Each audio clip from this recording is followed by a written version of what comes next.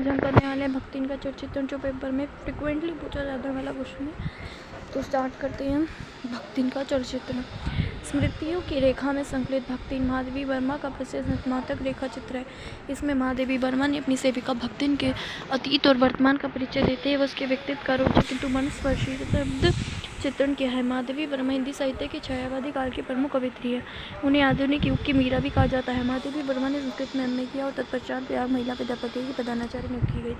महादेवी वर्मा ने स्वतंत्रता के पहले का भारत भी देखा और उसके बाद का भी। वे जन कवियों में से एक है उनके जिन्होंने व्यापक समाज में काम करते हुए भारत के भीतर विद्यमान हाहाकार रुदन को देखा, परखा और करुण होकर अंधकार को दूर करने वाली दृष्टि देने की कोशिश की। उन्होंने न केवल साहित्य लिखा बल्कि पीड़ित बच्चों और महिलाओं की सेवा भी की। महादेवी वर्मा की भाषा संत रिष्ट सहज चित्रात्मक है, जिसमें हिंदी के तद्भव विदेशी शब्दों का भी प्रयोग किया गया है। इनकी कुछ प्रसिद्ध रचनाओं में से एक है नाम है गिल्लू, सोना, अतीत की चर्चित स्मृति की रेखाएं, अमूल्य आदि। भक्तिन का वास्तविक नाम लक्ष्मीन था। उसके चरित्र में अनेक गुण थे और कुछ अवगुण भी थे। बचपन में अपनी माँ का साया छूट जाने के कारण उसका जीवन संघर्षपूर्ण रहा। सौतेली माँ ने उसके साथ हमेशा बुरा व्यवहार किया। भक्तिन का 5 वर्ष की आयु में विवाह और 9 वर्ष की छोटी आयु में ससुराल होना हो गया, जहाँ उसे पति का भरपूर प्यार तो मिला, लेकिन उसने के जीवन का संघर्ष उसके व्यक्तित्व का हिस्सा बनता गया। वह 3 कन्याओं की माँ बनी, सास और जेठानियों की अपेक्षा का शिकार बनी। पति उसे बहुत प्यार करता था। लेखिका के शब्दों में वह बड़े बाप की बड़ी बात वाली बेटी को पहचानता था, जिसके कारण परिश्रमी, तेजस्विनी और पति के प्रति रोम रोम से सच्ची पत्नी को वह चाहता भी बहुत रहा होगा, क्योंकि उसके प्रेम के बल पर ही पत्नी ने अलगोछा करके सबको अंगूठा दिखा दिया। बड़ी बेटी का विवाह होने के बाद 36 वर्ष की आयु में भक्तिन को बेसहारा छोड़कर उसका पति संसार से विदा हो गया। भक्ति ने अपने केश मुड़वा लिए, कंठी माला धारण की और गुरु मंत्र लेकर अपनी जेठानियों की आशाओं पर पानी फेरते हुए दोनों छोटी लड़कियों का विवाह कर अपने दामाद तथा बेटी को घर जमाई बना लिया। लेकिन बड़ी लड़की विधवा हो गई। जेठ ने विधवा लड़की की शादी साजिश के साथ अपने तीतर साले से करवा दिया। परिवार में कलेश होने लगा और घर की समृद्धि चली गई। जमींदार का लगान न चुकाने के कारण एक दिन जमींदार ने भक्तिन को दिन भर खड़ी धूप में खड़ा रखा। यह मान नहीं सह सकी और सामान्य शहर आ गई, लेखिका के घर आ गई और उसकी सेविका बन गई। तो इससे हमें भक्तिन की आत्मनिष्ठा दिखाई पड़ती है और भक्तिन के चरित्र की निम्नलिखित विशेषताएं ने उसे लेखिका के विशेष बना दिया।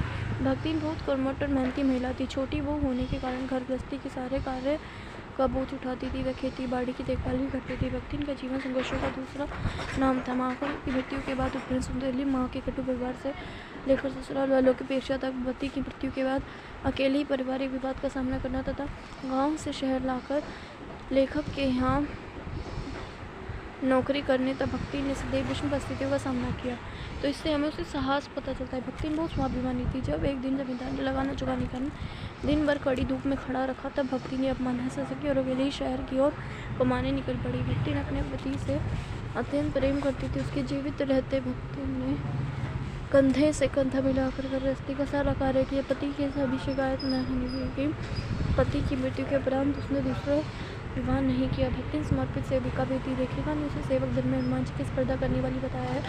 वह लेखिका का पूरा ध्यान रखती थी। खाना बनाना, बर्तन, कपड़े, सफाई आदि को करती ही थी।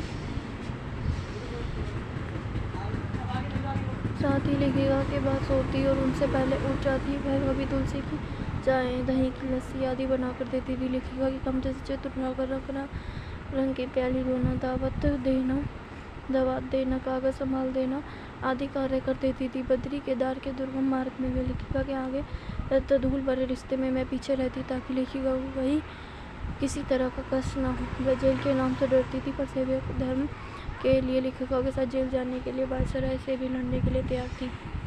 भक्तिन के मन में दया का भाव भी भरा हुआ था। जब कोई विद्यार्थी जेल जाता तो उसे बहुत दुख होता। वह छात्रावास की लड़कियों के लिए चाय नाश्ता भी बना देती थी। उसके मन में बच्चों के लिए प्रतिवात्सल्य का भाव भी भरा हुआ था। भक्ति दृढ़ व्यक्तित्व की स्त्री थी। वह दूसरों को अपने अनुरूप ढाल लेती थी। वह दूर करने में माहिर थी। पढ़ने में मन नहीं लगता था। वह छूट कमाने वाली स्त्री थी। रसोई घर में किसी का भी प्रवेश उसे पसंद नहीं था। भक्तिन घर में बिखरे हुए पैसे को उठाकर बिना लेखक को बताए भंडार घर में मटकी में रख देती थी। ये चोरी ही है, लेकिन यह तर्क देती कि अपने घर का रुपया पैसे संभाल कर रख देना चोरी नहीं होता। निष्कर्ष में हम कह सकते हैं कि भक्ति एक सांसारिक महिला थी जिसमें अपने विलक्षण व्यक्तित्व से लेखिका का मन मोह लिया था। वह लेखिका को अभिभावक की तरह लगने लगी थी।